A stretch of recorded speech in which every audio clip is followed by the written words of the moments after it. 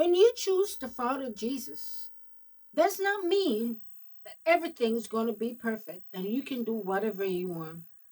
When you are living for God, then you want to turn away from your sin, and God will still punish you for your sin. The Bible tells us that God disciplines those whom He loves. I want to talk a little bit on the topic. I want to talk a little bit on the topic of believers or saints or Christians who sin. If you sin and you are a child of God, you are still considered a child of God. I know that sounds weird, but the thing is, once you have been born again, you can't be unborn, right? But the thing is, when we live in sin over and over again, is that really something good for us to do? I was preaching on the book of Lamentation, chapter 3 today, verses 55 to 56. In the book of Lamentation, we get to see the struggle of God's people. These were God's people, His chosen people, that He chose to let the world know who He was. They live in prosperity, they live in unity, they live in peace for many years. But then they start to go far away from God. They start sinning and they start doing what they believe was right in their own heart. God did not immediately punish them. Instead, He sent the prophet Jeremiah to warn them. Repent, come back to God. Bring your heart over and renew your relationship with them, or you will face these consequences. All right? And Jeremiah keep doing this for years and years and years. He warns the people, but they refuse to follow God. They refuse to repent and turn back to God. They become to live in such suffering and homelessness that when you read the book of Lamentation, you get to see how these people was here. In Lamentation chapter 3, verses 40, it said, instead, let us take and examine our way. Let us turn back to the Lord. Lift up our hearts and hands to God in heaven and say, we have sinned and rebelled, and you have not forgiven us. Woo! You had engulfed us with your anger, chase us down, and slaughter us without mercy.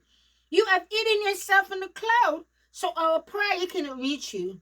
You have discharged us as refuge and garbage among the nation. This is the word of God. These people were chosen. They were called people of God. But here was God passing judgment and suffering in them. Why? He's a merciful and loving God. Because God, in all His mercy and His love, He is still holy and righteous.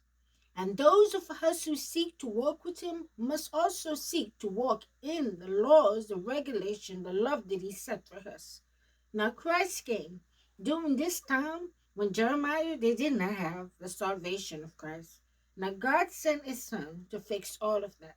His Son died on the cross, and so that when we sin, we can come to God. We can repent, we can confess, and God, in His righteousness, will forgive us and cleanse us from all unrighteousness. But this is the same God who did all those things to His people. It's the same God then, it's the same God now, and it's the same God in the future. What does that mean? It means that God, in His love for us, provides salvation for us so we can have a relationship with Him. He also provides salvation through His Son so we can have everlasting life. Jesus came to provide so many things, but the biggest of this is a new covenant with His people so that those of us who believe in Him will have everlasting life. When you choose to follow Jesus, does not mean that everything's going to be perfect and you can do whatever you want. When you are living for God, then you want to turn away from your sin.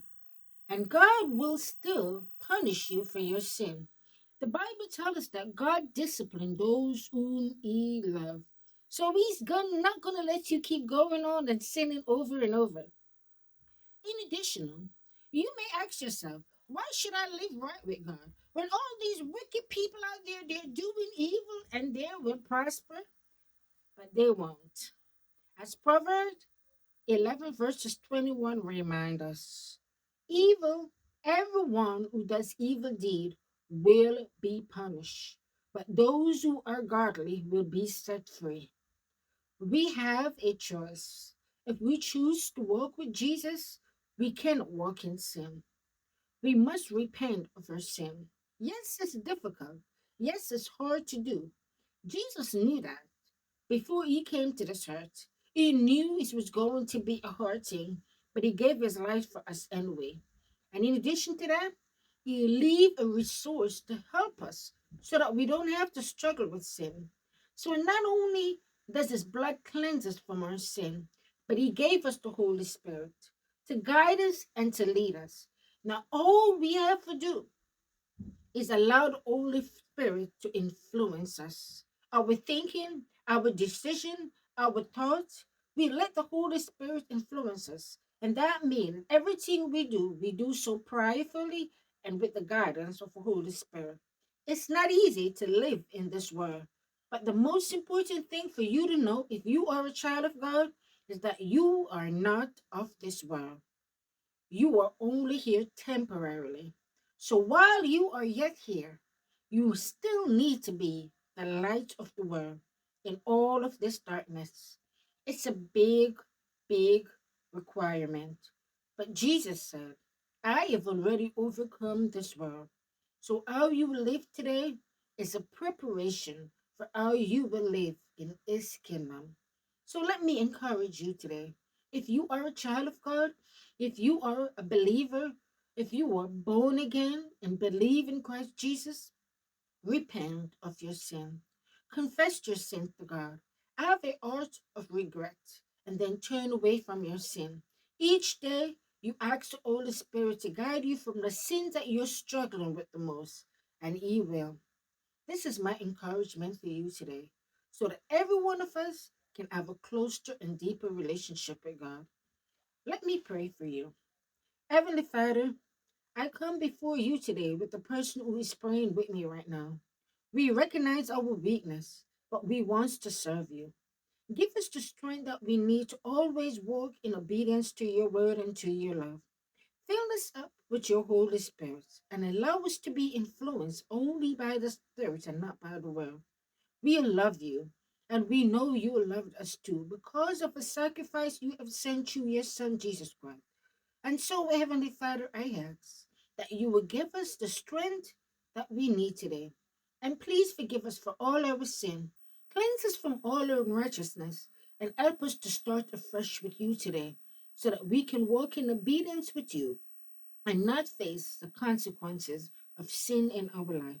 Thank you for hearing our prayer. And we are trusting and believing in the promises that comes through your Son, Jesus Christ. In his name we pray. Amen, amen, amen. I hope you prayed this prayer with me today. If you prayed this prayer and you are not a child of God, then it's time for you to seek salvation to your Savior. Why? Because Jesus is coming soon. God bless you.